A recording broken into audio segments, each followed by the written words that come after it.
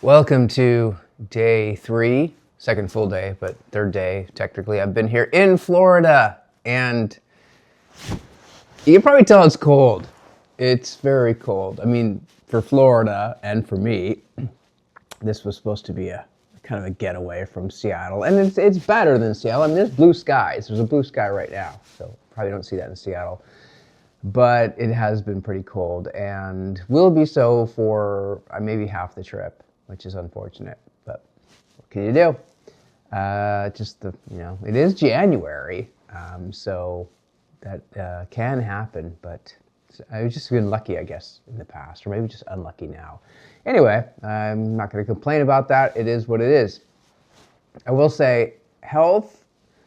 It's not 100% yet, although I'm feeling okay today. I think ever since, I guess a week ago, flying back on that plane, hundreds of people, half of them probably sick. I think just being exposed to so many colds, and that was 2 flights. So, I mean, in total, probably over 500, 600 people.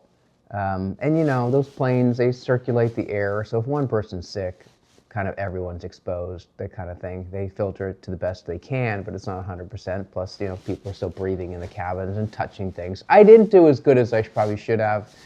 In retrospect, I always think about, I could do more. I had my hand wipes, I think, but I didn't use them. Even coming here, I didn't use them. I don't know why. I keep kind of screwing that up.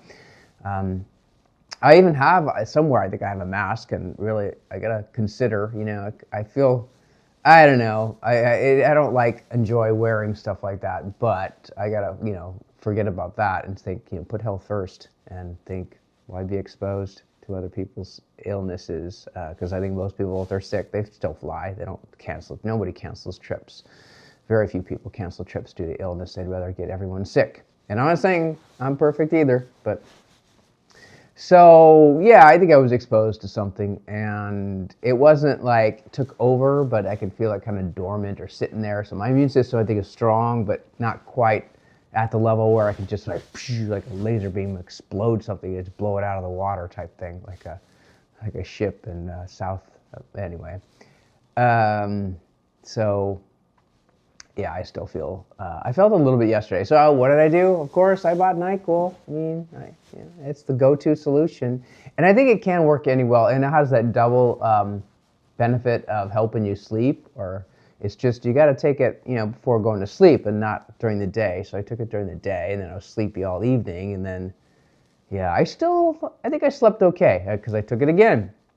Kind of addicted to it. But now I think I slept okay last night. I think I can get back on a good schedule. I just want to fix my body clock, and I think having a slight cold made it worse, and really having to adjust from the Vietnam time and then coming back and now going to Florida time, and then once I'll be here 10 days, 11 days, so I will adjust to here, and then when I go back it's only 3 hours different, so I think I'll be able to adjust to that.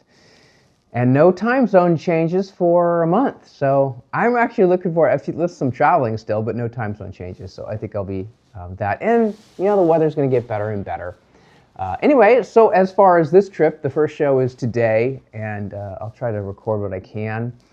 Some new costume, really excited about that. I think the owner really saw that the Elvis costume is sort of the go-to one that everyone buys for children up to adults, and it does resemble what he wore at one point in his career, the white jumpsuit, but it also can look a little pajama-ish or silly.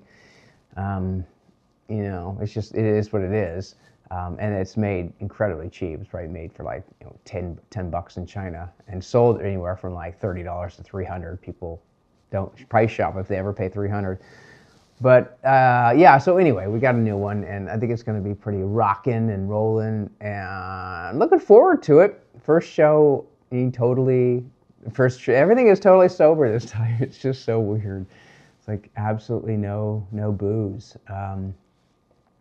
So clean and sober for this. And that, started really with the flight. Most of the time for a flight, so I have a drink or two before, on, or after, and no, none of that. So it kind of does make the flight a little longer. I got to say that. I got to be honest. It hasn't been all positive. It's been mixed. And yeah, trade-offs, I guess. So anyone that says, oh, it's all positive, like, I guess it depends how negative it was to begin with. But for me, it's mixed. Oh, I should say also health-wise, 139.9, 2 days in a row. So that's kind of weird. It's like my scale knows, or divine intervention knows, that if I'm at under 140, I'll eat, no fasting. And just for 2 days in a row, it's been like 139.9. So that allowed yesterday to be okay. But I actually did track, and I tried to keep it, I think I kept it around 1,200 or something, but not under 1,000. I was close, but towards the end. And we bought a lot of junk food, so it's going to be tough to really maintain that.